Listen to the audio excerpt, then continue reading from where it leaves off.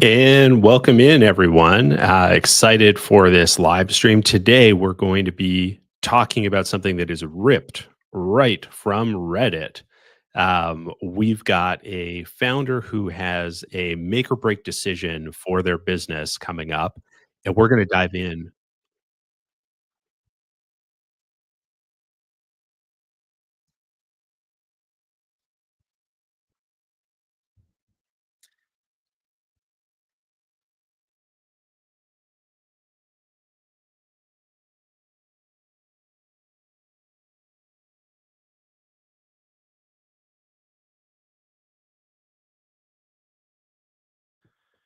Okay, let's try that again, hopefully without any of the echo there. Appreciate everybody's patience for the first live stream that we've got going on. Yeah, just that much excited about it. We've got a founder who's got a make or break investment decision. And we're going to talk through today whether the founder should say yes to the deal or no. We're going to look at all the different angles for it. And we're going to run this decision by AI and an AI that's specifically built for decision making, see what it has to say. I'll give some of my take and my perspective on it. I'm Arnold Engel. I've got a lot of experience with venture capital. I used to work at McKinsey. Understanding these sorts of high stakes business decisions really gets me excited, and I'm really thrilled to be able to walk you through that today. So we'll get started right off the bat with a little bit of context on what this decision is and some of the implications for it. And then we'll start diving into some of the questions that the AI comes back with, how it is looking for patterns and what it thinks is really important in coming to this decision. So that's where we'll start. I'm going to give you a little bit of background right from Reddit. So this was a discussion yesterday that happened in the Y Combinator subreddit. I'll summarize a little bit of the context that we gave to the AI. And then we'll start to dive into what it had to say. And I'll give some of my take as well as we go. So, my co founder and I built an AI product, of course, yes, which is not a gimmick. The poster is clear to say. The founder highlights that it's a SaaS product around cybersecurity, identity security issues, and helping clients with that for their infrastructure. We just finished building it last week, and a couple days ago, we received an offer from a VP, vice president of a large organization, who says he loves the product. He then offered us $50,000 to bring this tool uh, on premises and promises he could give us sales of $4 million in a year. In return, he's looking to take equity of 10 to 15%, and we're unsure about it. We know our tool is great in results. We've benchmarked it. And he goes on to give some details of what that looks like, but let's assume that it's a great product for that. We haven't tried reaching out to any investors or Y Combinator yet because we don't know how to evaluate the valuation without us having a sale. Unfortunately, we're both deep tech guys with skills and product, but no prior startup or funding experience among friends or relatives. So, should we accept the investment offer? So that's a bit more context than for it, but clearly we can summarize like first time entrepreneur has not really been through it, thinks that he's on the verge or has made some technical breakthroughs, doesn't have it commercialized yet, no sales yet, and starting to get kind of some first interest in for that. So I think the decision is pretty clear. Should you take the investment offer? And that would break down to, $50,000 for a stake of, let's call it 10%, to be generous there, would be valuing the company at $500,000, which in uh, in most places that would be considered very, very low. Perhaps though, I would point out it's possible just from it's possible this is an entrepreneur that like might be in a different geography, let's say in India, where it might be a different valuation. I'm less familiar with kind of what the standards and norms might be on early stage validation, pre revenue startups in India, but let's just assume that kind of general market standards would say that's very low.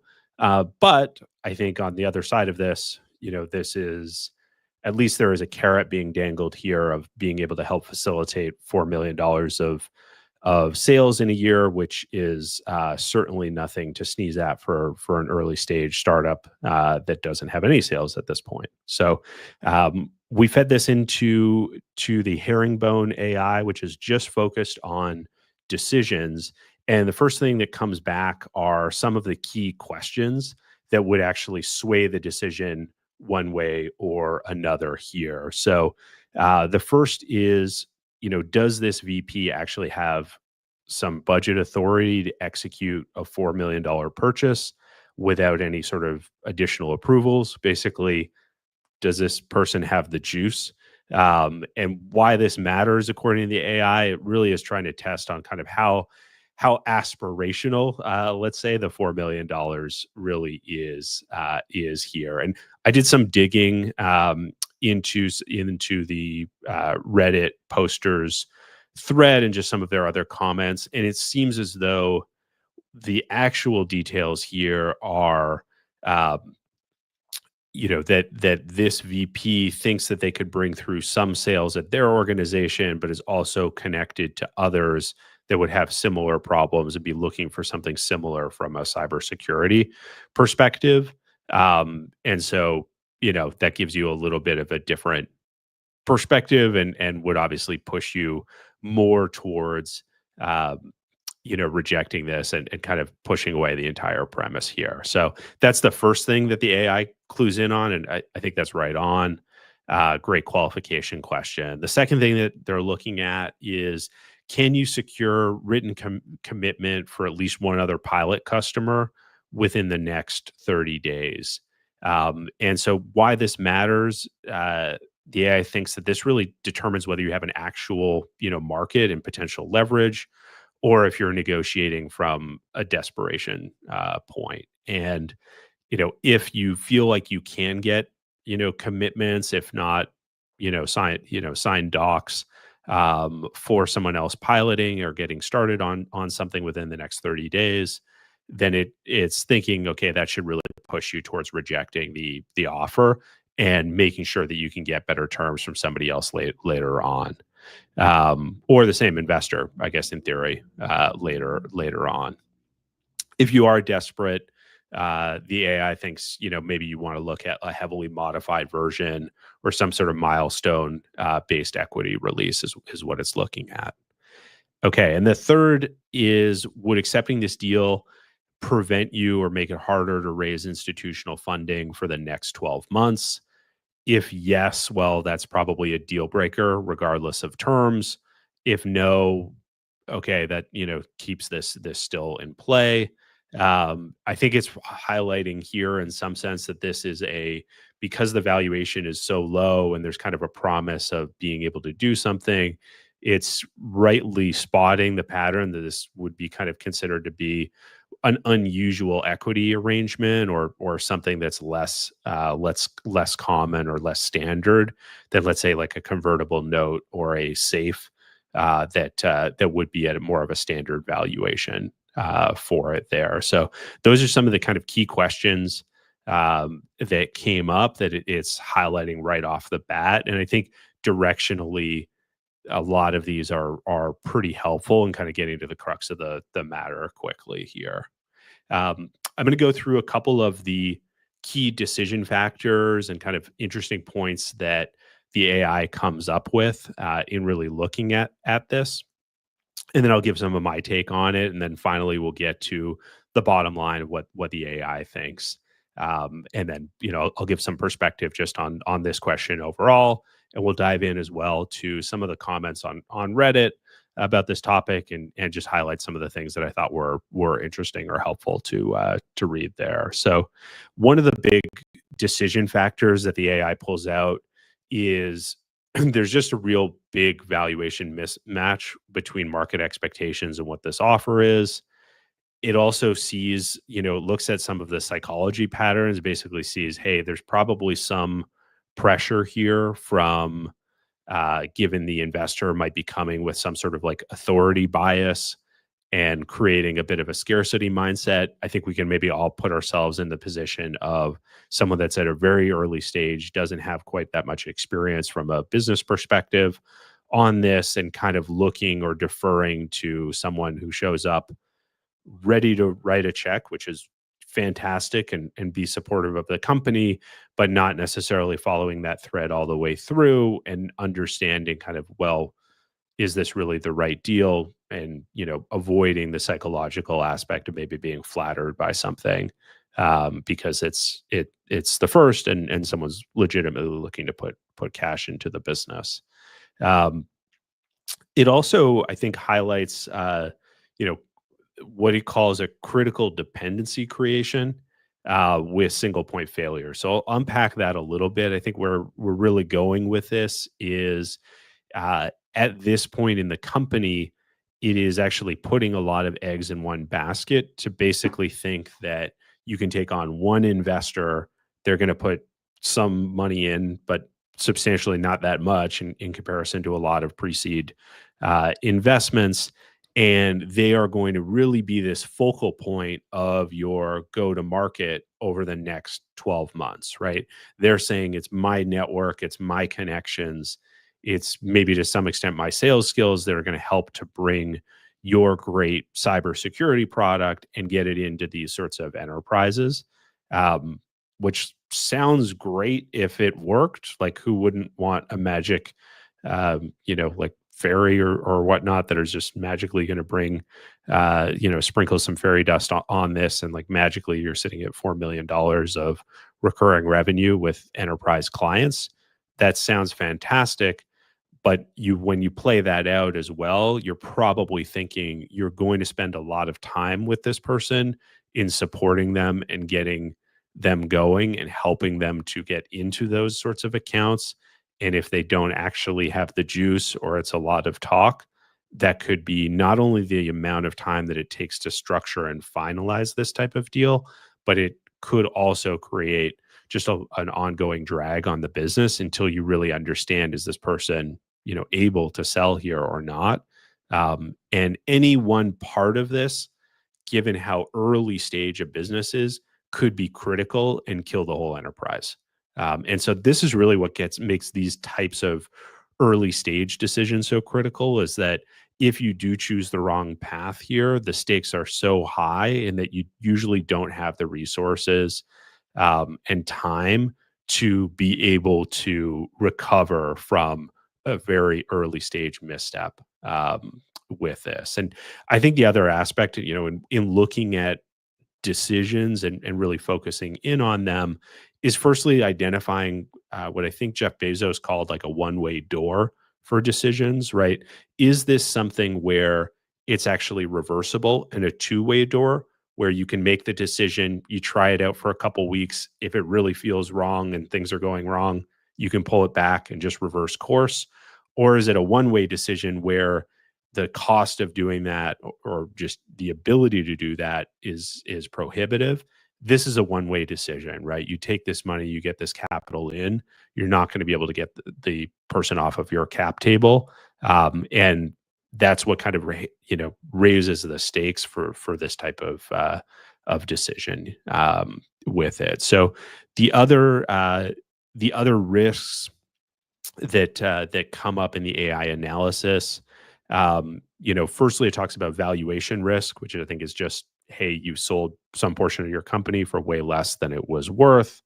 Um, it also kind of talks again about psychological pressure. So the idea being that um, you're just not sure, this authority figure is coming in, and what it actually suggests is reaching out for advice or external advisors, maybe particularly around your field, that could give some perspective here, help you to kind of understand, maybe vet this individual and their connections or otherwise, so that you don't feel like you're kind of being pressured into it, or having a lack of kind of standing to make a smart decision with it. And lastly, just in terms of risk, would really be if you were going to kind of go forward with this type of arrangement to be trying to mitigate dependency risk. So how do you make sure that, these contracts aren't necessarily something where if this person leaves or is less enthusiastic about the business or otherwise, you're in a very difficult spot in terms of retaining those contracts or seeing all that revenue through and in from that. So I think, rightly, the AI is pointing out a lot of helpful risks to be considering and issues here with it. And I think broadly speaking, I agree with a lot of that. I think I'll get to some of the things that I think the AI might be missing a little bit later. But first, I want to show a little bit of what the Reddit discussion was. So, what are some of the comments that folks have had from Reddit? And I just want to pull out a couple of the highlights that I thought were interesting and kind of summarize some of the discussion there. So, I'd say on the whole, the discussion was very much against accepting the offer, flagging some of the kind of like the major red flags, which are somewhat straightforward here. People pointed out that there was maybe a conflict of interest with their employer of like trying to shoehorn this in, which could potentially put the founder into a difficult situation. That it felt a little bit coercive in it, and that I think just generally people are talking about kind of the overly expensive equity piece with unproven sales promises. So tend to be kind of negative in there. I think the counterpoint that did come up and really was, I think, people trying to be constructive around it, which is always like helpful in these types of decisions to really try on both sides and kind of look at it from multiple angles and think creatively within business. I mean, oftentimes these things aren't zero sum, and there can be a way to think about like what could the upside be here, and maybe it's a different deal. And so I think a number of folks kind of came up with, could you tie it to milestones, let's say, of, hey, if you're able to unlock this and this revenue is really coming in, then here's a kicker with additional shares or advisor shares or otherwise, or some contingencies on it that really tie it to the traction where the company would be excited if this individual helped them get to even $1 million of annual recurring revenue and some early logos and some early case studies and success, that could be fantastic. And it's, thinking about how to kind of manage that and structure the deal. I think that's an argument for it. And I think just generally a prudent thing in business rather than kind of like, you know, just rejecting a first offer out of hand and not engaging in any sort of further conversation. You might just be leaving value on the table there. Um, but I think in general, I think Charlie Munger had one of his mental models was really thinking about something as kind of what he called a too hard pile. And if something is just too hard, it's generally not a good idea. And I think that goes for bespoke funding arrangements and otherwise. I think that generally those cause, way more headaches than they help. But in this case, I think there's still the potential to have, let's say, one more conversation of trying to see if there is a way. While it's fantastic that someone's trying to be the first money into a venture, that's great and shows great conviction. Maybe this can be structured in a way that's more of a business development relationship, and the company is paying for it, or there's equity kickers as part of it, or otherwise that just create the right sort of alignment in a simple way for it, while still giving that investor the upside, some of the upside that he's excited about, and hopefully can be a big supporter of the team as well with it. I think the other aspect that came up in conversation and on Reddit as well that I think is really worth thinking about is the idea of kind of like validating the product and the sales process as well for this. I think there is a danger, regardless of the decision here, of kind of thinking I can somehow abdicate my responsibility of talking to customers and developing the market and getting in there with folks. I think that that's a very, dangerous mindset to begin with. And I can understand how a team that's highly technical feels like they've just achieved this breakthrough. Fantastic. Let's take them at their word that's real there.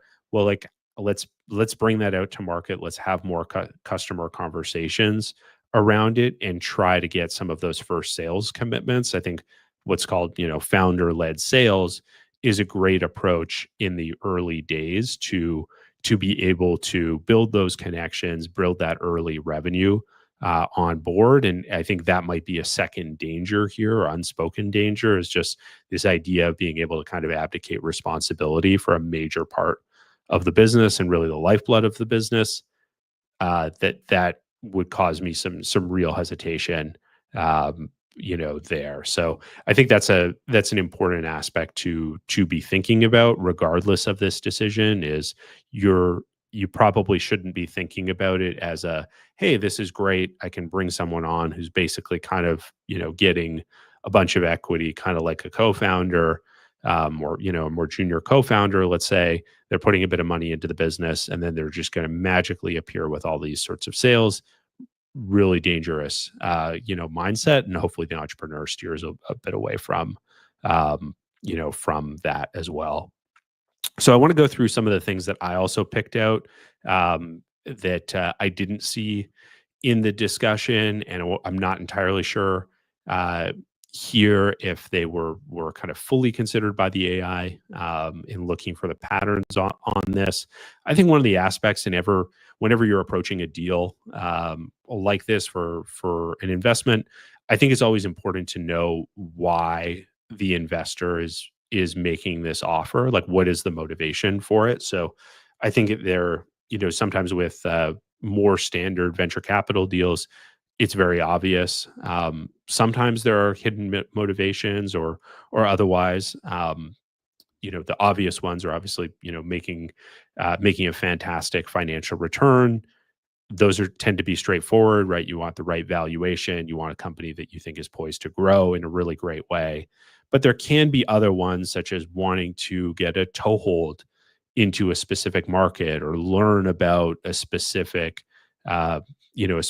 industry, and they're kind of viewing you as that canary in the coal mine, if you will, or the opportunity to learn from it, especially if it's a smaller investment and they have a larger portfolio as well. I think in these types of situations, there can be other motivations in terms of someone, coming in from more of a business development perspective and wanting to be able to have these conversations with peers or others in the industry that can help them to build their personal brand and their personal network. Now, oftentimes that can go well together. There could be good partnerships that are built off of that. But I think just in general, on these sorts of topics, especially when it is a one-way door, you do want to be thinking more critically and analyzing, like, why is the investor offering this?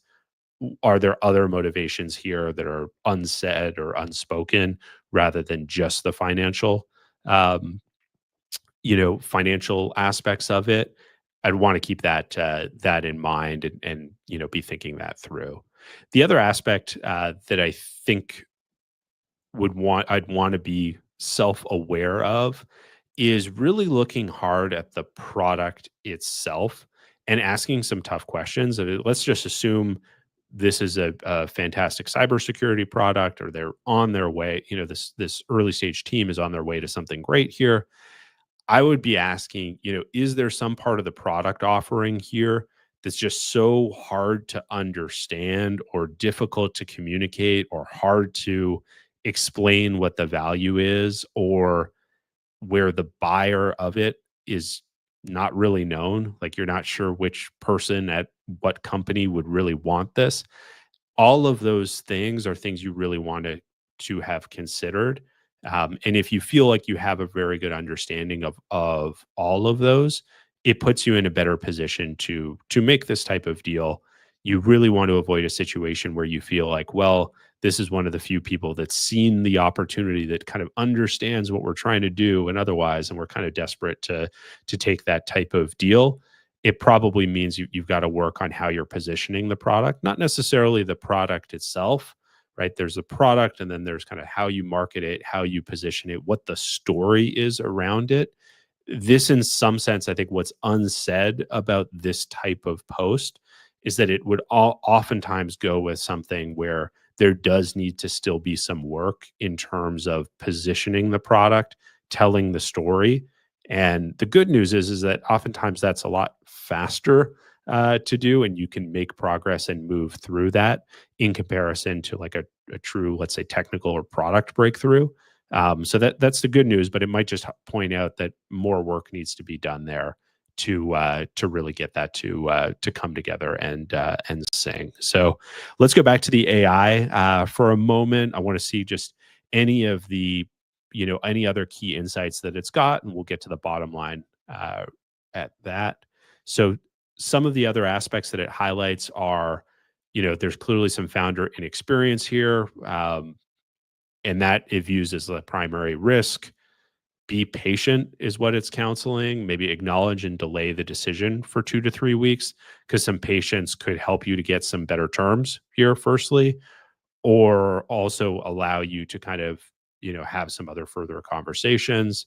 Lock into one client could actually make, and kind of having you go down one specific road could actually make it harder for you to do that and slow down your market acceleration, which might be a little bit contrary to network effects. So I want to go a little bit deeper on this of what the AI is really getting at here. So I think in general, one of the things is analyzing is like, what is the impact of this decision on network effects, right? And maybe the upside value is you can get into a bunch of different enterprises and get to that $4 million of annual recurring revenue. Fantastic if you can do that. But it could be that locking in with an individual who has one very specific like network set might actually be, might create slower growth than really attacking the market in a way of thinking about who needs this the most, how do we position it, where could I, as a founder or founding team, go out and sell this kind of most actively and get some of our early, let's call them design partners, folks that would be really giving good feedback in those early days. That might actually help you to accelerate and grow much faster in the end. I think that's an important insight, is that just running to kind of the first place where you see the potential of a network effect is not the same thing as kind of maximizing the value that you could create from building out your own network here of people that are using the product and creating referrals amongst that, and really building like a more substantial book of business with that. So I think there's some real insight for that. And as we mentioned before, like getting some advisors in, and also looking to kind of like develop what it calls pilot customers, or I think most people now call design partners in. I think all of that sort of aspect makes a ton of sense here. So, okay, let's get to the bottom line. So what does the AI really think here? It should be declined. Like, don't take this investment, or the very least substantially renegotiate it and put some time behind on this. It thinks the current terms really undervalue the product and create this like very concentrated risk in a way that's just excessive at this point. And it thinks it's mostly, I think, just from the pattern of the text that was written on Reddit by this founder, it thinks that there's more kind of psychological pressure going on, unverified promises, and more behind the scenes with it. So it's pretty clear, walk away from this and, perhaps have one conversation here to see if there's a better deal or something that could kind of be worked out on a pilot or otherwise with it before getting into kind of like a one-way door equity entanglement. Overall, my perspective is like, I think this is right on. I do think my my view would be there is probably more value in moving quickly around and off this type of thing. So rather than like giving it a couple weeks, I would argue for like having a conversation right now, but basically say, "Hey, this would work for us. Would you like to go, forward with it?" And being thoughtful about that, and doing that sooner so you don't lose momentum around it. And maybe you can parlay that into, a first pilot at this potential investor's company or some introductions or otherwise, or having them come on in some sort of BD capacity with it that's not kind of like directly tied to an equity investment to start with it. But I think move the conversation forward faster because time kills deals anyway. And then secondly, I think that you just kind of gain from the focus, and it might also start to get you thinking more strategically about what your go-to-market plan is, who your target, customers really are, not just the brands and the logos, which seems like they have a awareness of, but specifically like who are excuse me, who are some of the people. My first sneeze on a live stream, so that's always fun. Appreciate the patience, guys. They're the I think not only just the logos and who those companies are, but the individuals themselves and what that looks like, how you can target them, how you can get in with the right audience there. So yeah, great to talk through this decision. I know it's a big call for this founder. Hopefully they really take everything into consideration and can come to a smarter decision that's better and do that faster.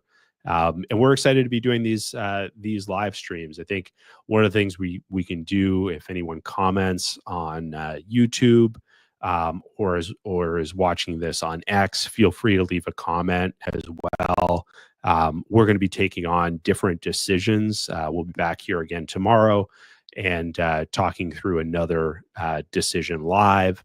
If you'd like input on a major business decision that you're facing, then we'd be happy to do that. You can leave that for us. You can always also go to our website, goodcallshow.com, or message us or DM us on X at Good Call Show, and we'll be happy to take your comments, and be happy to focus on some of the decisions that you might be making, and help you make smarter decisions by using AI, and really looking at things from different angles. And of course, if you've got comments, you think we missed anything or otherwise, just let us know, and we'll be happy to incorporate some of that in, and have a discussion around it. So thanks so much, everybody, for joining. Really appreciate everybody listening and contributing to the channel as we try to make decisions and AI decision making smarter and smarter for businesses of all stripes, and try to make the boardroom as smart as it can be. Thanks again, everybody, for joining, and have a great one.